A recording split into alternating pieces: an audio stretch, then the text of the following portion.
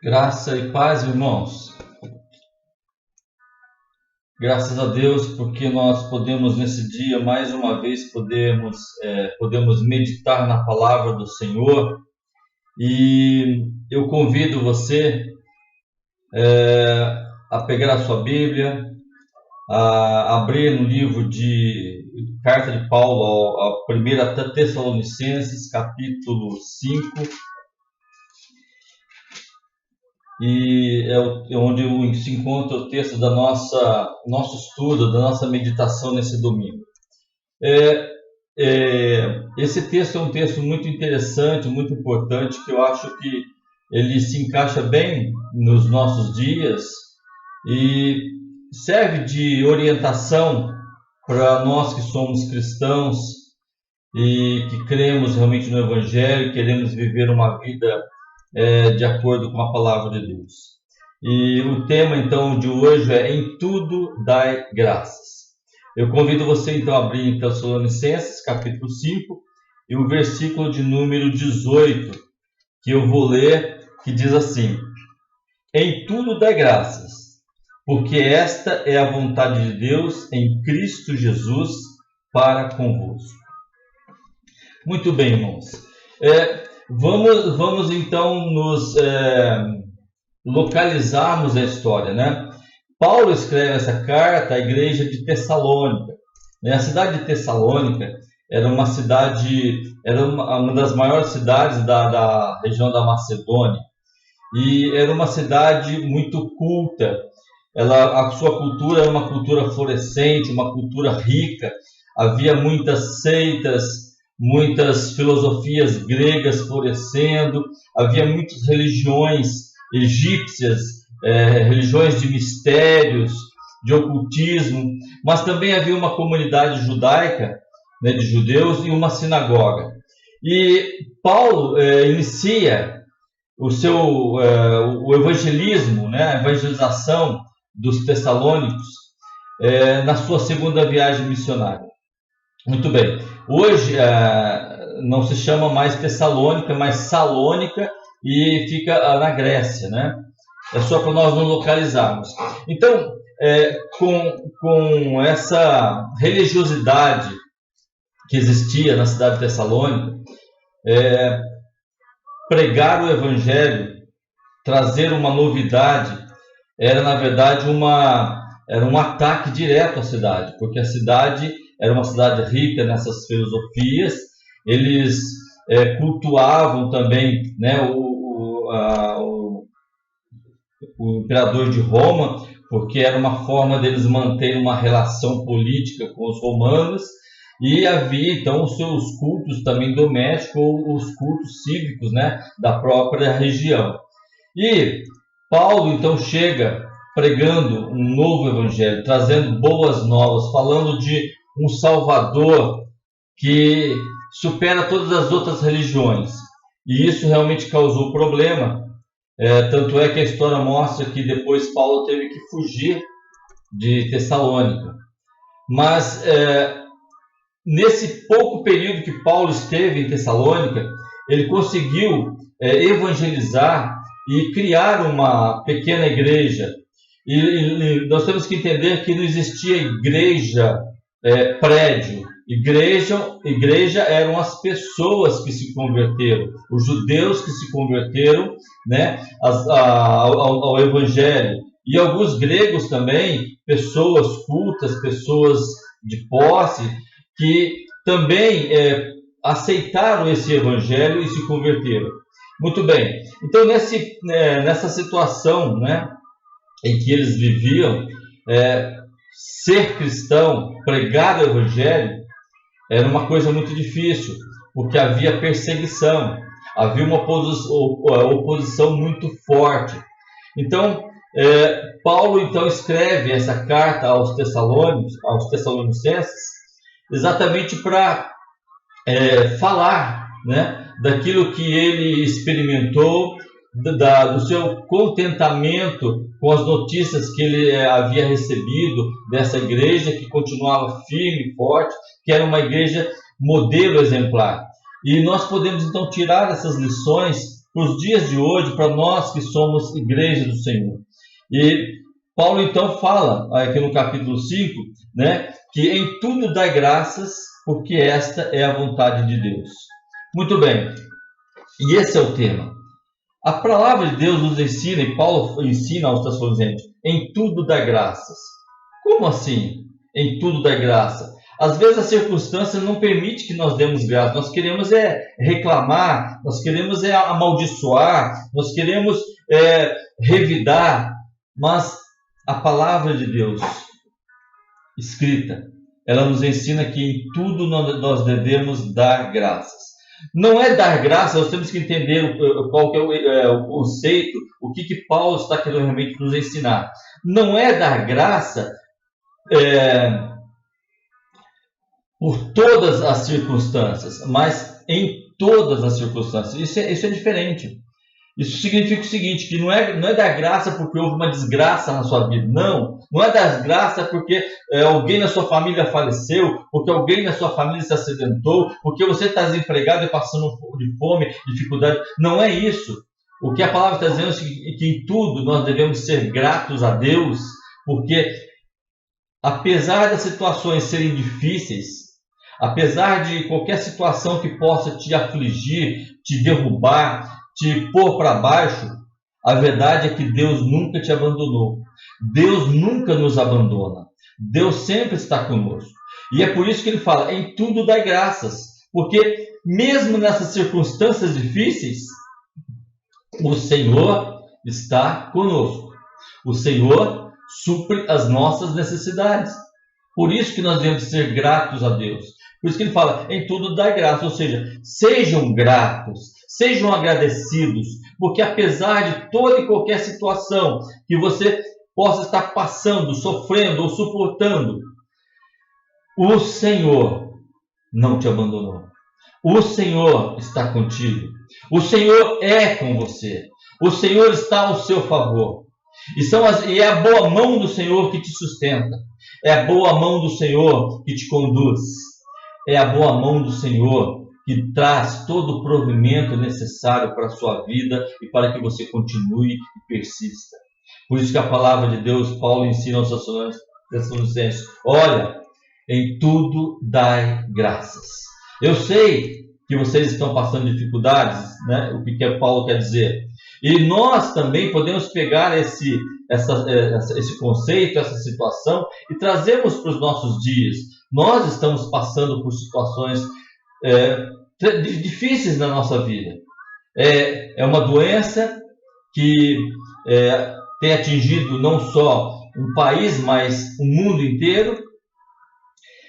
São calamidades que cada dia nos surpreendem, né? Terremotos, tsunamis, enchentes, vulcões, calor em excesso, frio em excesso em algumas regiões, chuva em excesso, ou seja, o nosso mundo está em agonia. Nosso mundo está realmente agonizando. A natureza está mostrando isso, os sinais dos tempos estão mostrando isso. Então, os sinais estão aí para nós vermos que as coisas não estão normais. Mas Deus diz para nós, em tudo dai graças. Não é agradecer, como eu disse, por essas calamidades, mas agradecer porque mesmo nessas calamidades, mesmo nessas dificuldades, mesmo nessas situações que muitas vezes nos aflige, nos traz sofrimento, nos faz chorar, nos entristece, às vezes situações que magoam o nosso coração, às vezes situações que nos deixam deprimidos, queremos desistir, queremos pegar atalhos para resolver problemas ou uma solução mais rápida. Enfim, Deus está conosco, porque Deus nunca nos abandonou. Nós lembrarmos a história da palavra. A palavra de Deus eu acho maravilhosa porque ela, ao mesmo tempo que ela mostra os grandes feitos dos heróis bíblicos, ela também mostra os seus defeitos, as suas fraquezas, porque eles são homens como nós.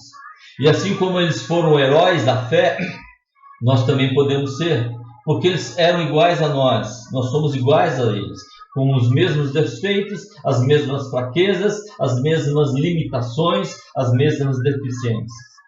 Mas quando nós estamos com Deus, irmãos, a verdade é que com Deus nós podemos muito, muito, muito, muito, muito, porque Ele é quem nos sustenta. E eu lembro aqui a história bíblica, quando o povo, né, de Israel permaneceu por mais de 430 anos lá no Egito, escravos, eram escravos, não tinham lar, não tinham pátria, não tinham direitos, eram escravos. E Deus levanta então um líder chamado Moisés, também judeu, criado na corte de Faraó, que na verdade Deus preparou, né? Foi um meio de Deus preparar um salvador, um libertador. E esse povo, quando é libertado, mediante maravilhas, mediante intervenção sobrenatural de Deus, quando Deus manda as 10 pragas, quando Deus intervém no deserto, quando Deus intervém quando o mar é aberto para que eles possam atravessar o mar são e salvos e secos, quando Deus fecha o mar, intervém novamente para destruir o exército de Faraó que vinha atrás para matá-los. Enfim, esse povo que viu grandes coisas, que viu maravilhas, viu o próprio Deus operando ali, simplesmente voltaram as costas para Deus. Porque no período em que estiveram no deserto, 40 anos, cada dificuldade era uma murmuração, cada necessidade uma murmuração. Murmuravam por causa da água, murmuravam por causa do calor, murmuravam porque queriam carne, murmuravam porque as cebolas, os temperos do Egito eram melhor, e, enfim, era sempre uma murmuração. E essa murmuração trouxe consequências sérias para aquele povo, porque diz a palavra de Deus que daquela geração que saiu do Egito, somente Caleb e Josué entraram na terra prometida. Os demais todos morreram no deserto. Quem entrou, daquela geração foi Josué e Caleb. Nem mesmo Moisés, o grande líder, o grande libertador, escolhido a dedo por Deus e preparado por Deus, pôde entrar. Porque em determinado momento, Moisés também, irritado com aquele povo, de coração duro, Moisés também não obedeceu à voz de Deus e fez o que não deveria ter feito. E a consequência disso foi que ele colheu não poder mais entrar na terra prometida. Deus é tão maravilhoso que Deus ainda levou o monte para você vai poder ver a terra. E ele pôde ver a terra, a sua extensão, a sua grandeza, terra que emana leite e mel, mas não pôde entrar. Sabe por quê? Porque Deus é justo. E Deus não é um juiz como humanamente falando. Ele é perfeito em todos os aspectos, nas suas decisões, nos seus pensamentos, nas suas ações, tudo que Deus faz, a perfeição. O amor de Deus é perfeito, a justiça de Deus é perfeita. Por isso que a Bíblia fala então, em tudo dai graças. Porque nós temos que ter um coração grato, irmãos. Porque nós sabemos que estamos sujeitos a todas as coisas. Nós não somos diferentes. Cada um de nós cristãos estamos sujeitos às mesmas provações que todos os homens podem sofrer. Estamos sujeitos ao calor, ao frio, às intempéries. Estamos sujeitos a terremotos, chuvas, raio, desastre, tufão, furacão. Estamos sujeitos a tudo isso. Nenhum de nós está isento de receber isso. Porque a Bíblia fala que o sol nasce sobre justos e injustos. A chuva cai na plantação dos justos e também dos injustos. Porque Deus é bom. Deus dá a todos igualmente o que é bom e às vezes também o que é mal. Mas a Bíblia nos ensina que nós devemos em tudo dar graças. Dar graça porque mesmo nessas situações adversas, o Senhor nunca nos abandonou, o Senhor nunca nos esqueceu e o Senhor nunca nos abandonará. O povo murmurou no deserto e, consequência disso, receberam, a justiça de Deus. E nós temos que lembrar, irmãos, que quando nós deixamos de ser gratos a Deus e ficamos preocupados ou presos com as preocupações da vida, dos problemas que estão ocorrendo, nós acabamos nos enfraquecendo espiritualmente. Nós desfalecemos na fé, porque nós ficamos fracos, porque nós passamos a pensar que parece que as coisas não vão mudar, é cada dia difícil, e nós começamos a olhar tanto para o problema, tanto para as dificuldades, que nos esquecemos que nós temos um Deus que cuida de nós, que nós esquecemos que nós temos um Deus que está acima de qualquer problema, que é maior do que qualquer problema ou dificuldade. Não se preocupe se hoje você não tem o leite, não importa, não tem problema. Não bebe hoje, mas pode ser que beba amanhã, e se amanhã não tiver também não tem problema. Continue sendo grato a Deus, porque Deus vai suprir as suas necessidades. Eu lembro do Salmo de Davi, é um salmo que é muito interessante, que ele fala assim lá no Salmo, deixa eu ler aqui, Salmo 37, versículo 25, que diz assim: olha, fui moço e agora sou velho, mas nunca vi desamparado o justo, nem a sua descendência a mendigar o pão. Olha que salmo expressivo, olha o que Davi está dizendo. Já fui moço e agora sou velho, mas nunca vi desamparado o justo, e nem a sua descendência a mendigar o pão. Irmãos, o tempo passa para todo mundo. Passa para mim, passa para você e passa para todos nós. Eu já fui jovem, eu já fui adolescente, já fui criança, já fui neném, mas hoje estou velho. E eu posso dizer com toda a convicção, com toda a certeza do meu coração, que no momento em que eu entreguei a minha vida para o Senhor Jesus, e essa foi a melhor decisão que eu tomei na minha vida, daquele momento para cá, a minha vida nunca foi mais a mesma. Foi fácil? Não foi, e não é, e não tem sido. Mas em todas as coisas, o Senhor me sustentou. Nos mínimos detalhes. Eu sofri, chorei, mas tudo foi um aprendizado, irmãos. Eu considero isso como ganho, como experiência, porque Deus nos prepara. Eu penso hoje, se eu tivesse tido a minha mãe durante toda a minha vida, a minha juventude, a minha adolescência, a minha período de adulto, até hoje, talvez eu não fosse como eu sou hoje. Talvez eu não tivesse os mesmos sentimentos que eu tenho hoje. Talvez eu não tivesse a mesma paixão, o mesmo amor, a mesma necessidade de mãe que eu tenho hoje. Talvez eu não fosse o filho tão amoroso como eu fui com meu pai. Então eu percebo o seguinte: as adversidades da nossa vida são para nos trazer experiência, são para nos tornar fortes, são para nos amadurecer, são para nos tornar homens e mulheres maduros e fortes na palavra de Deus. São os alicerces. Tudo faz parte.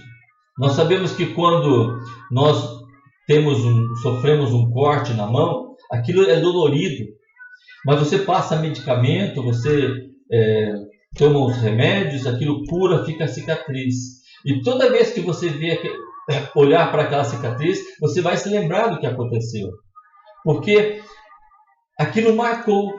E aquela cicatriz vai te lembrar que lá atrás você sofreu, mas te fortaleceu, porque te ensinou a superar a dor, te ensinou a superar o problema, te ensinou que há solução para o problema, que foi a cura, que foi a medicação que você tomou ou aplicou.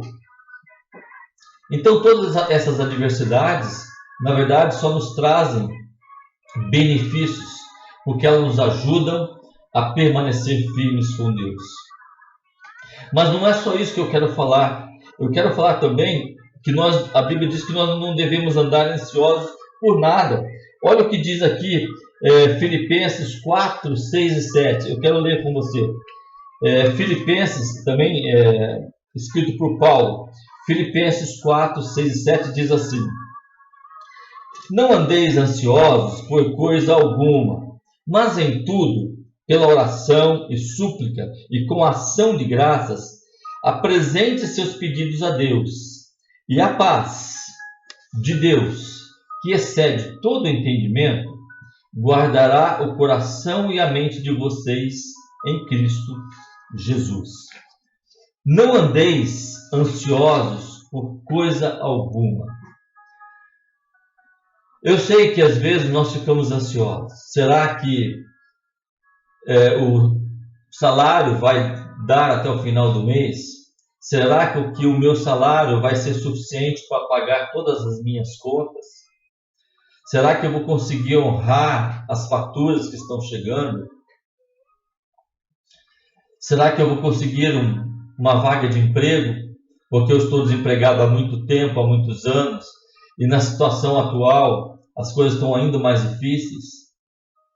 Será que eu vou conseguir ensinar aos meus filhos ou às minhas filhas o caminho certo, a tomarem decisão corretas?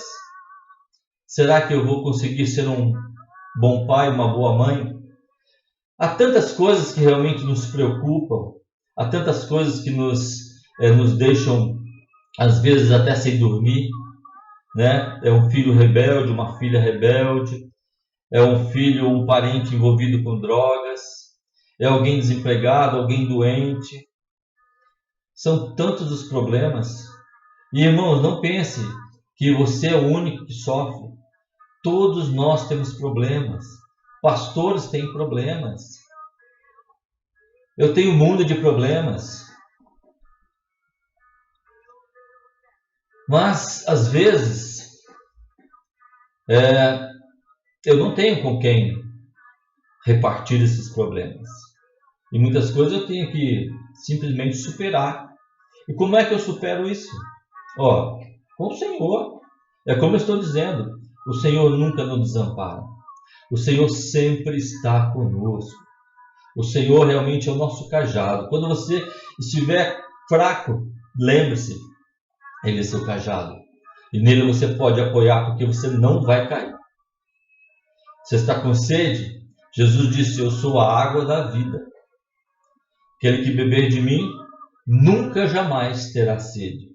Irmãos, se você experimentou essa água, então, irmãos, você nunca mais vai ter sede. Se você experimentou o verdadeiro pão da vida, irmãos, então você vai sempre estar saciado.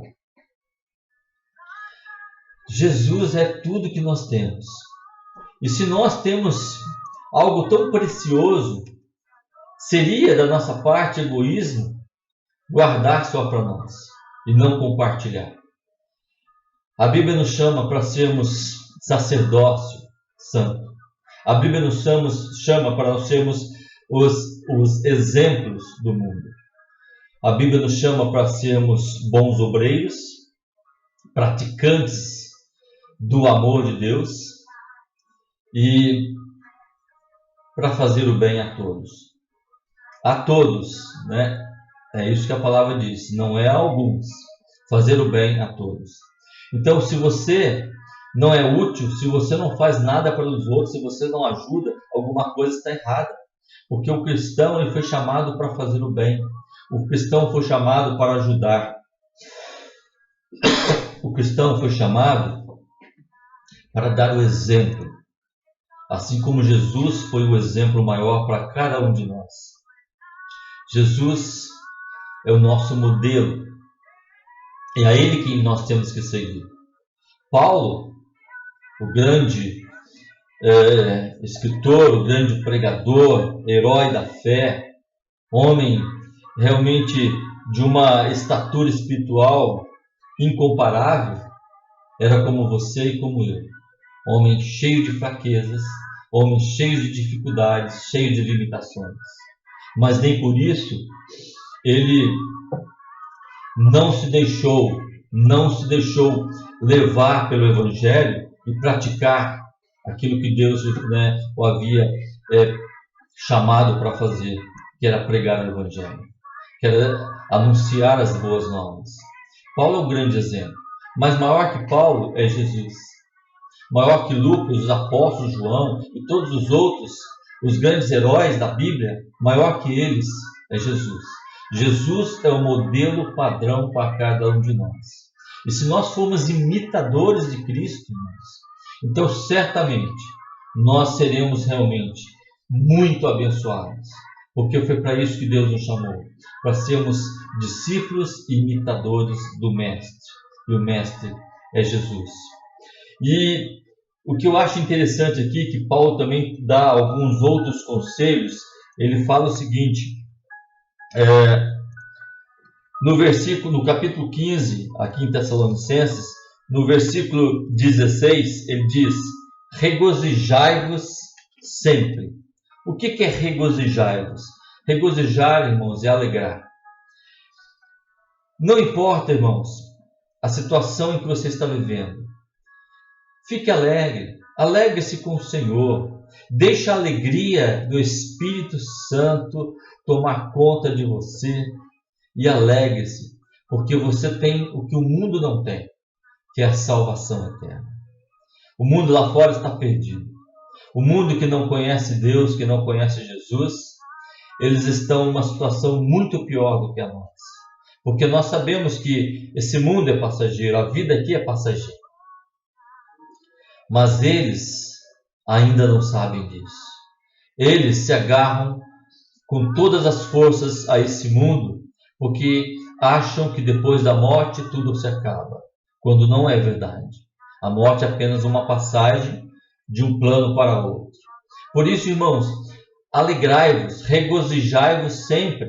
Paulo ensina àquela igreja, olha, vocês são um exemplo de igreja, mas eu ainda aconselho vocês, alegrai-vos, não fiquem tristes, não fiquem abatidos, aborrecidos, entristecidos, mas alegrai-vos, porque vocês são salvos, vocês têm salvação.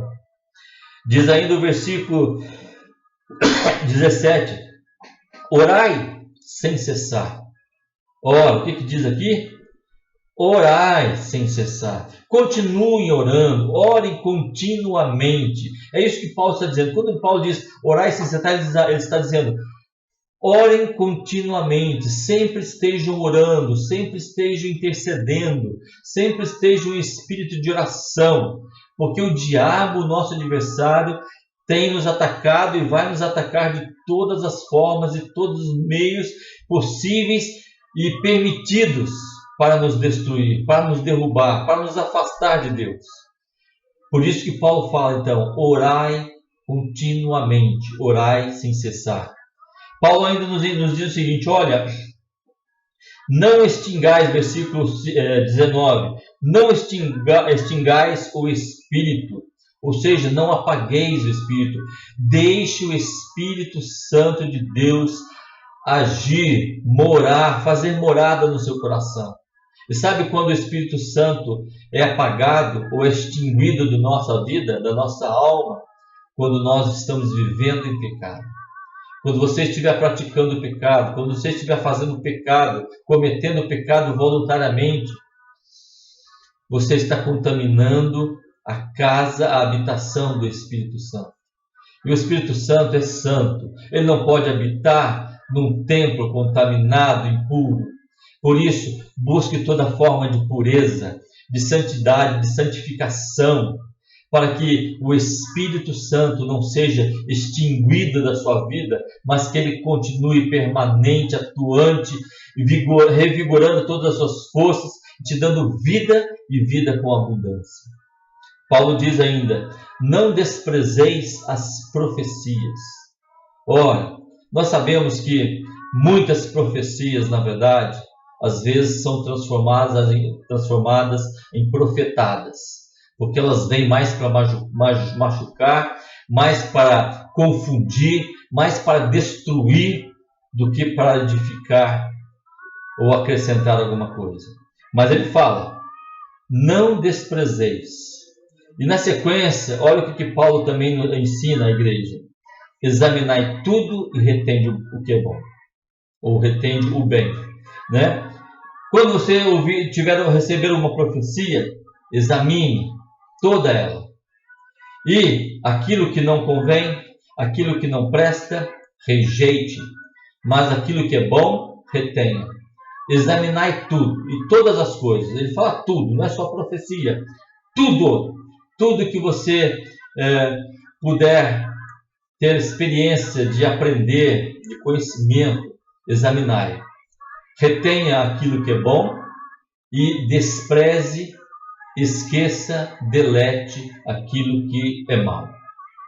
Porque quanto mais você reter o que é bem, o que é bom, quanto mais você encher o seu coração de coisas boas, é sobre isso que você vai falar.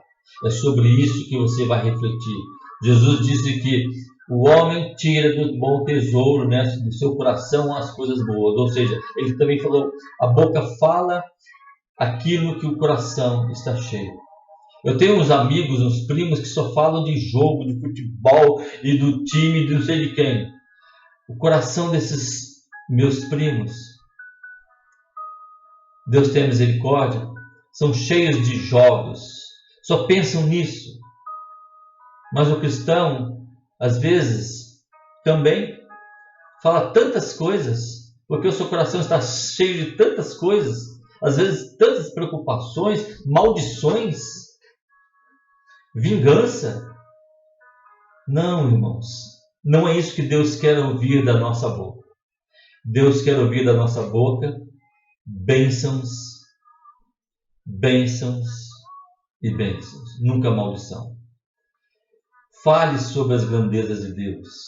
Por isso que Paulo fala: examinai tudo, retende o que é bom, porque retendo aquilo que é bom, seu coração estará cheio de coisas boas, e a sua boca não poderá falar outra coisa senão das coisas boas que você tem experimentado, vivenciado junto com Jesus. E o último versículo que eu gostaria de ler aqui em Tessalonicenses capítulo 5 é o 22, que fala: abstende-vos de toda aparência do mal. Irmãos, tudo aquilo que aparentemente pareça mal, fuja, abstenha-se, fique longe, fuja, porque às vezes pode ser uma coisa inocente, mas pode transparecer algo que não seria conveniente. Então fuja dessas coisas. Abstenha-se de toda aparência do mal. E Paulo, irmãos, e eu quero concluir, ele diz assim, lá em Filipenses 4, 12, 13, ele fala o seguinte: olha, sei estar abatido e sei também ter abundância. Em toda maneira e em todas as coisas estou instruído, tanto a ter fartura como a ter fome, tanto a ter abundância como a padecer necessidade.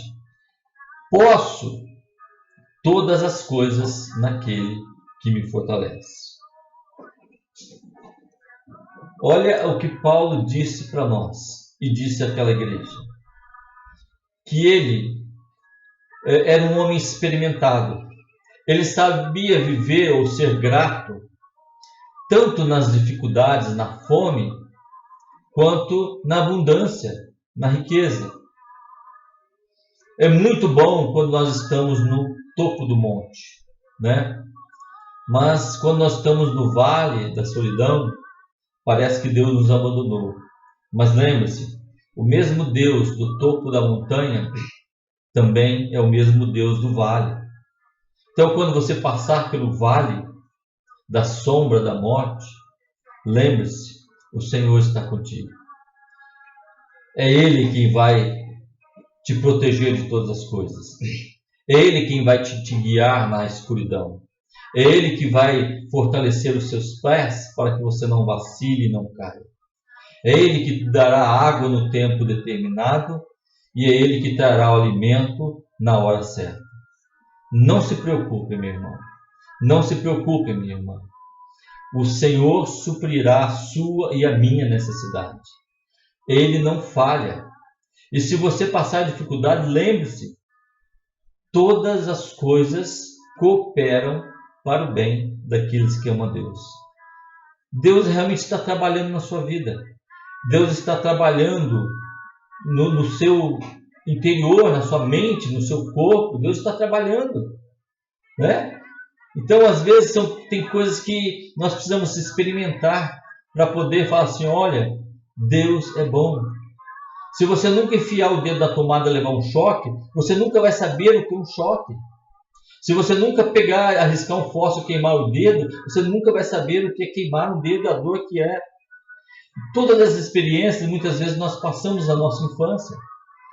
Até o dia que nós experimentamos o choque, a queimadura e outras coisas. E aí aprendemos que não se pode mais pôr o dedo na tomada. Não se pode riscar o fósforo segurando a cabeça, mas tem que segurar lá atrás, para não queimar no dedo. E essas experiências mínimas nos fazem o quê? Mais maduros, mais inteligentes, mais sábios. Então todas as experiências que nós passamos, ainda que tristes, ainda que nos tragam sofrimento, todas essas coisas cooperam para o nosso bem. Por isso eu aconselho você, como a palavra de Deus também aconselha a mim, em tudo dai graças, porque essa é a vontade do Senhor. Meu querido, minha querida, meu irmão, que o seu domingo seja abençoado, que a sua semana seja abençoada. Fique na paz do Senhor. Que o Senhor realmente cubra com toda sorte de bênção. Que Ele realmente seja o anjo à tua direita, à tua esquerda, à tua frente e aquele que está na tua retaguarda. Que o Senhor realmente te cubra com toda sorte de bênção e abençoe não só você, mas toda a sua família, tudo aquilo que você puser as mãos. Ore, alegre-se, não extinga o espírito, não desprezes profecia, examine tudo, retende o que é bom e afasta-se de toda a aparência do mal. E por fim, em tudo dai graças. Deus abençoe a sua vida. Fique na paz do Senhor. Amém.